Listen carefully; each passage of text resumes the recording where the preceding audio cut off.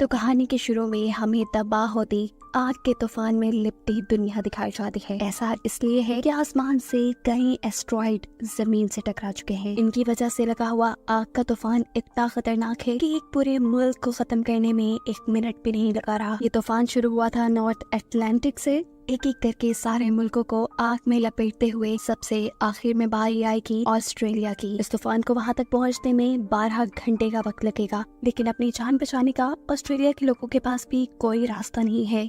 ज्यादा से ज्यादा ये लोग सिर्फ अपनी आखिरी ख्वाहिशात पूरी कर सकते हैं इस टाइम में।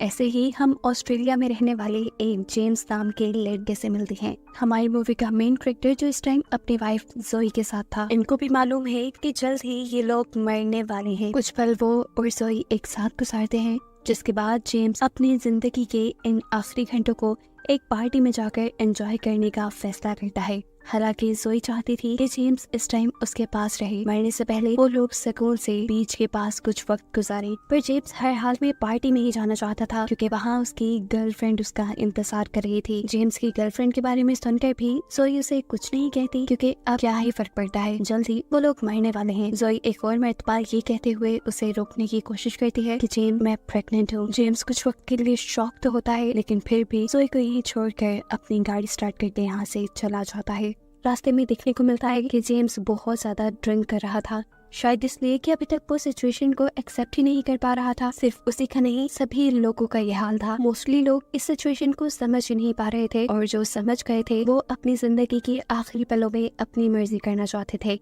ऐसे में एग्रेसिव लोग जो पुलिस और कानून की डर से बहुत सारे काम नहीं करते थे, वो सब भी सड़कों पर निकल आए थे। हर किसी को अपना बदला याद आ चुका था। जो जिसको यहाँ मारना चाहता था सरेआम मार रहा था। यहाँ तक के बच्चों की लाशें भी जमीन पे लावारिस पड़ी थी। फैमिलीज मदद मांगने के लिए भाग रही हैं, घरों को जलाया जा रहा है। लोग अपने बच्चों को मारकर खुद सुसाइड करने पे मजबूर हैं, क्योंकि जिंदगी के 12 घंटे अफरा तफरी में गुजारना उनके ऊपर मुश्किल हो चुके हैं। वो मरने से पहले कोई और मुसीबत नहीं देखना चाहते। ये सब देखते देखते जेम्स अपनी गाड़ी चलाता रहता है, लेकिन थोड़ा ही आगे जाने पे उसे रास्ता कार्ड के जरिए बंद मिलता है। इससे पहले कि वो कोई दूसरा रास्ता चुनता, एक आदमी उसकी कार में बैठ के उसकी गर्दन के ऊपर चाकू रख देता है। जेम्स उसे कहता है, अगर तुम्हें एक कार चाहिए तो बेशक ले लो, लेकिन मुझे छोड़ दो। लेकिन ये आदमी कहता है, तुम कार चलाते रहो। वो पागल आदमी सामने एक आदमी का पीछा कर रहा था। उस आदमी के दिखते ही यह आदमी कार से उतरकर उस आदमी को बेदर्दी से चाकू से मार डालता है। न जाने उसने इस आदमी से क्या बदला लेना था। जेम्स जानता था कि अब उसके बाद वो पागल आदमी जेम्स को भी मार देगा। अपनी जान बचाने के लिए वो अपनी कार छोड़कर यहाँ से भाग जाता है। वो आदमी भी पागलों की तरह उसका पीछा कर रहा था, लेकिन जेम्स भागते हुए एक कार के नीचे छुपकर अपनी जान बचाता है। जिस कार के नीचे छुपा था वो इसके जरिए भाग भी सकता था, पर उसकी बदकिस्मती कि ये कार लॉक थी। एकदम से उसने देखा कि उसके सामने एक वैन आकर रुकी है, जिसके अंदर से 2 आदमी एक बच्ची को निकालते हैं। जरूर वो उसे किडनैप करके लाए थे और जबरदस्ती उसे घर के अंदर लेकर जा रहे थे, उसे अब्यूज करने के लिए। बच्ची जोर जोर से चिल्ला रही थी। जेम्स को इस बच्ची से कोई लेना देना नहीं था। वो तो सामने वालों की वैन लेकर यहाँ से भागना चाहता था, लेकिन बच्चे की रोती चिल्लाती आवाजें उसे आगे बढ़ने ही नहीं देती। अब वो इन्हीं की वैन में से हथौड़ा उठाता है और घर के अंदर चला जाता है। पहले आदमी को वो इस हथौड़े से मार चुका था, लेकिन दूसरे आदमी को मारना आसान नहीं था। इस बॉडी बिल्डर इंसान ने तो उल्टा जेम्स को ही अपने नीचे दबा लिया था। इससे पहले कि वो जेम्स का एक लकड़ी के जरिए दम घोटते हुए उसे मार देता, जेम्स अपनी अकल का इस्तेमाल करते हुए न सिर्फ अपने आप को छुड़वाता है, बल्कि अपने हाथ में पकड़ी हुई हैमर से उस आदमी के भी सर पे वार करते हुए उस बच्ची को बचाकर यहाँ से निकल जाता है। इस बच्चे का नाम था रोज। वो रोज से कहता है, जल्दी वैन में बैठो, हमें यहाँ से भागना होगा, ये जगह सेफ नहीं। लेकिन ये बच्ची इस वैन में बैठने से डर रही थी। उसे अब जेम्स पे भी एतबार नहीं था। तब जेम्स उसे समझाता है कि अगर ज्यादा देर यहाँ रुके तो फिर मैं तुम्हारी कोई गारंटी नहीं ले सकता। ये सुनकर बच्ची वैन में बैठ जाती है और ये दोनों यहाँ से निकल जाते हैं। रोज बताती है कि वो और उसके डैड अपनी आंट के घर जा रहे थे, जहाँ उनकी पूरी फैमिली एक साथ इकट्ठी होने वाली थी। इन लोगों ने वादा किया था कि ये लोग अपने आखिरी लम्हे एक साथ गुजारेंगे, लेकिन रास्ते में ही उसके डैड की गाड़ी का फ्यूल खत्म हो गया। उसके डैड जब फ्यूल लेने गए तो इन बुरे लोगों ने उसे किडनैप कर लिया। रोज जेम्स से कहती है, प्लीज आप मुझे मेरी आंट के घर ले जाएं। मेरे डैड ने मुझे कहा था कि अगर हम एक दूसरे से बिछड़ भी गए तो तुम वहाँ आ जाना, हम अपने आखिरी लम्हे एक साथ गुजारना चाहते हैं। जेम्स इस बच्ची की मदद तो करना चाहता था लेकिन कर नहीं सकता था क्योंकि इसकी आर्ट का घर शहर के दूसरे कोने में था। लेकिन जहाँ जेम्स को अपने लिए जाना था, जिस पार्टी में जाना था, वो शहर के दूसरे हिस्से में था। इससे भी बड़ी बात कि कार में इतना फ्यूल भी नहीं था कि वो पहले इस बच्चे को हिफाजत से उसके आंट के घर पहुंचा देता और खुद पार्टी में चला जाता। इसे कोई दरमियान का रास्ता निकालना था, इसीलिए वो रोज से पूछता है तुम्हारे डैड की गाड़ी कहाँ खराब हुई थी। उसे उम्मीद थी कि जरूर वहाँ उसे इस बच्चे के डैड मिल जाएंगे, जिसके हवाले वो इस बच्ची को करके खुद पार्टी में चला जाएगा। लेकिन उसकी बदकिस्मती के हाने पे भी उसे रोज के डैड नहीं मिले। जेम्स बुरी तरह गुस्से में झंझला जाता है और इस बच्चे से कहता है, देखो लड़की, मैं तुम्हें अपने साथ नहीं ले जा सकता, लेकिन हाँ मेरे पास एक रास्ता है। यहीं करीब मेरी बहन रहती है, उनकी 3 बेटियां भी हैं, तुम वहाँ सेफ रहोगी और तुम्हारा वहाँ दिल भी लग जाएगा। मैं तुम्हें वहाँ छोड़ देता हूँ। रोज के हाँ बोलने पे वो उसे वहाँ ले तो जाता है, लेकिन अब यहाँ पे भी उसे कुछ अच्छा नहीं लग रहा था क्योंकि उनका घर अनलॉक था और डोर नॉक करने पे भी वहाँ कोई नहीं आया। वो जब सीढ़ियों के पास गया तो ऊपर से पानी आ रहा था। कुछ गड़बड़ महसूस होने पर जैसे ही वो ऊपर गया तो उसे पता चला कि उसकी सिस्टर और उसके हस्बैंड दोनों ने ही सुसाइड कर ली थी और सुसाइड करने से पहले उन्होंने अपनी 3 बेटियों को भी मारकर घर के बाहर दफना दिया था। जेम्स इस टाइम बिल्कुल टूट चुका था। अब अपने ऊपर से कंट्रोल खोते हुए वो तेजी से घर से बाहर आ जाता है और अपनी बहन की कार लेते हुए यहाँ से जाने लगा था कि तभी रोज भी आकर उसकी कार में बैठ गई और वो कुछ भी नहीं बोला। रास्ते में उसने देखा कि एक पुलिस ऑफिसर अपनी कार में एक फैमिली को लेकर लाइब्रेरी के पास आया है। जेम्स सोचता है क्यों ना वो रोज को इस पुलिस ऑफिसर को दे दे, इसलिए वो भी रोज को लेकर लाइब्रेरी के अंदर चला जाता है। लेकिन वहाँ जाते ही वो सुन हो गया ये देखकर कि ये पुलिस वाला भी अपनी फैमिली के साथ साथ अपने आप को भी खत्म करने के लिए यहाँ आया था। वो जेम्स से रिक्वेस्ट करता है, प्लीज तुम हमारे पे एक एहसान करो, तुम हमें मार डालो। लेकिन जेम्स ऐसा नहीं कर पा रहा था। जेम्स के मना करने पे ये पुलिस ऑफिसर कहता है, अच्छा तो बस इतनी सी फेवर दे दो, मुझे ये कह दो कि जो भी मैं करने जा रहा हूँ तुमने मुझे इसके लिए माफ किया। जेम्स भी ये कह देता है और रोज के साथ लाइब्रेरी से बाहर निकल जाता है, जिसके बाद ये पुलिस ऑफिसर अपनी पूरी फैमिली के साथ अपने आप को खत्म कर देता है। जेम्स के पास अब कोई रास्ता नहीं था, इसीलिए वो रोज को लेकर पार्टी में आ जाता है। ये पार्टी सिक्योर गेट्स के अंदर हो रही थी। उसे एंट्री इसलिए मिल गई क्योंकि पार्टी का होस्ट उसका फ्रेंड था और उसके दोस्त की बहन ही असल में जेम्स की गर्लफ्रेंड थी। पार्टी के अंदर भी कुछ अच्छा माहौल नहीं था। लोग नशे में पागलों की तरह नाच रहे थे, जैसे वो मौत का गम भुला रहे हों। बहुत से लोग तो नशे की ओवरडोज की वजह से मारे भी जा चुके थे।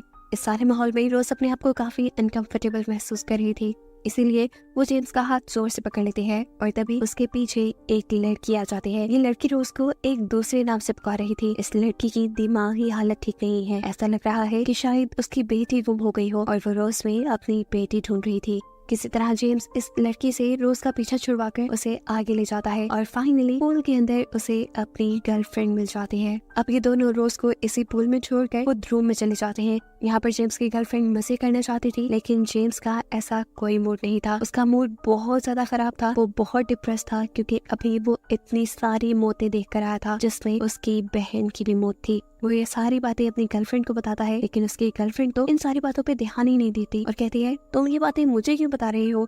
देखो, जिंदगी का आखिरी टाइम बचा है और मुझे ऐसी बातें नहीं सुननी। उसका ये कोल्ड बिहेवियर देखकर जेम्स को बुरा लगा और उसे पहली मर्तबा ये भी एहसास हुआ कि जब जोई ने उसे इतनी बड़ी खबर सुनाई थी और जब जेम्स ने उसे इग्नोर किया तो उसे भी ऐसे ही बुरा लगा होगा। फिर जेम्स का मूड जब काफी देर तक ऑफ रहता है तो ये लड़की जेम्स को लेकर एक बंकर के अंदर जाती है।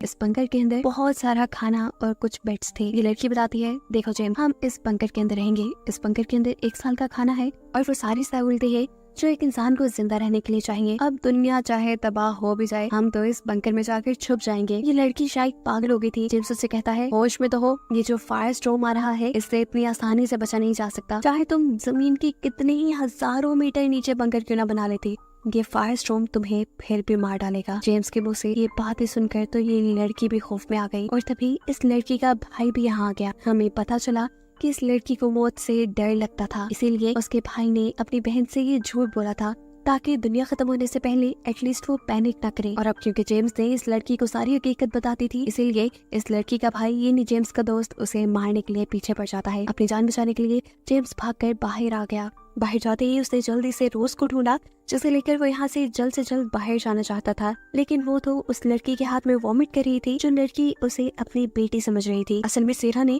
उसे ड्रग्स देती थी, जिसकी वजह से ही रोज का ये हाल हो गया था। जेम्स यहाँ इस लड़की सारा को बहुत ज्यादा डांटता है और रोज को पकड़कर भागने ही लग जाता है कि लड़की रोज को लेने के लिए उसके पीछे पड़ जाती है। और अब उसके सामने आ जाता है उसका दोस्त। बेचारा जेम्स फंस चुका था, निकलने का कोई रास्ता भी नहीं था। जेम्स के दोस्त के हाथ में गन थी, जिससे वो एक ही मिनट में जेम्स को मार डालता। पर जेम्स के दोस्त के हाथ से गन जेम्स की गर्लफ्रेंड ले लेती है, जिसके बाद उसने गन जेम्स की तरफ तान दी। ट्रिगर पे हाथ रख के उसने ट्रिगर दबाया और गोली चल भी गई। लेकिन किस्मत से ये जेम्स को लगी ही नहीं, क्योंकि उसने ये गोली जेम्स को मारी ही नहीं थी। उसने गोली मारी थी पीछे खड़ी हुई सैरा को, जो रोज को यहाँ रोकना चाहती थी। अभी लड़की जेम्स से कहती है, जाओ तुम आजाद हो, क्योंकि अब उसने भी कहीं ना कहीं अपनी मौत को एक्सेप्ट कर लिया था। बिना वक्त जाया किए जेम्स रोज को लेकर बाहर आ जाता है।